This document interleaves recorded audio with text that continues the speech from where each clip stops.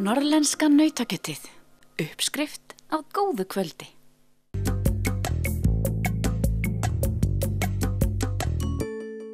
Ég er komin á Laugabakka og þetta er minnsti þéttbýlisstaður á Íslandi en hér er samt gefnar út bækur, hér er bókaútgáfan Túri. Guðrún, af hverju Túri?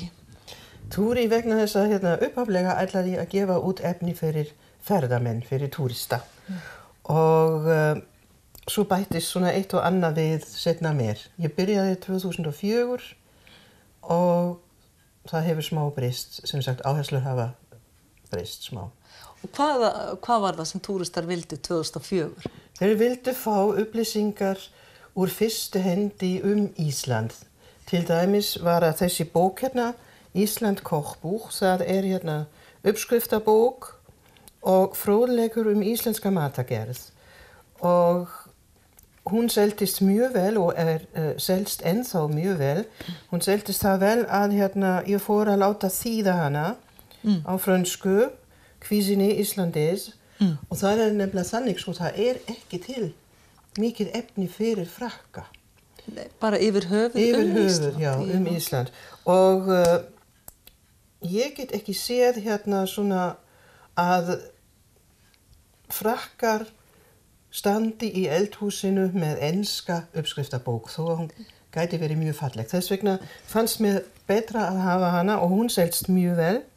Hún er uppselt í augnablikinu og þetta er svona, fyrir ferðamenn, sem sagt. Já. Aðallega, já. En var það fleira sem að þú settir af stað strax þarna 2004? Já, ég gaf út postkort með kúamyndum Hans Jóns á Búrfelli. Já. Ég gaf út svona föndurbók fyrir börn sem hún var hönnuð á Sauðárkróki. Það var Þuríður Harpa sem hannaði hana. Það er sem sagt torfbæinn eins og hann er og var og börnin geta sem sagt púsla þetta saman og búið til sitt eigin lítið torfbæ. Já. Og svo framvegis. Þannig að þetta var svona það helsta. Ég gaf út bækling, lítinn pésa seli og Vatnsnes. Já, sem að náttúrulega hlýtur að hafa verið vinsæll. Já, sérstaklega seli. Já, ég segi það. En þú segir og svo hefur þetta þróast. Þú heldur þér við bókaútgáfuna. Já. Og hvað frá kokkabókum og yfir í hvað? Það hefur verið að fara. Yfir í skáldsögur.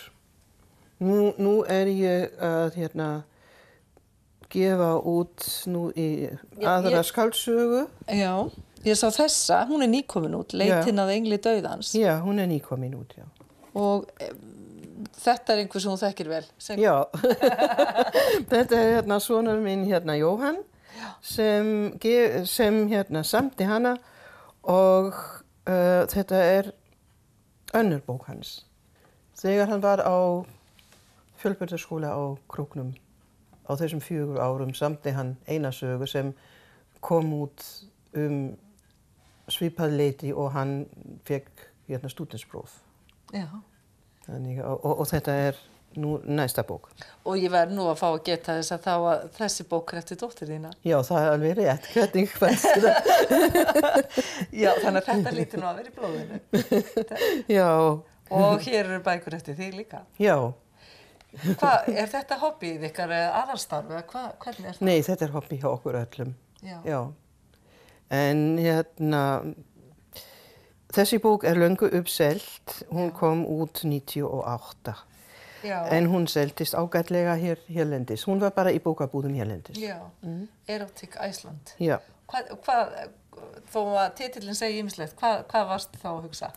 Já, hvað var ég að hugsa? Ég var eiginlega gekk ég út frá því hvernig landslagið er og þú þekkir þetta, þá er alltaf þessi hólar og svo steinn ofan á og mjög oft er lítið fugl líka og þetta minnir mjög svona á brjóst og svo náttúrulega fór ég að sjá alls konar tákn svona í landslaginu, fleiri og svo vatt þetta upp úr sig. Ég byrjaði að lesa Íslendingasögur með það að markmiði að finna þetta erotíska moment og það er þarna náttúrulega mjög sterkt. mörgum sögum og svo framvegis og svo vatt þetta sem sagt upp. Gaman. Og úr því var þessi bók. Já, þú hefur sérstakann áhuga á Grettisögu.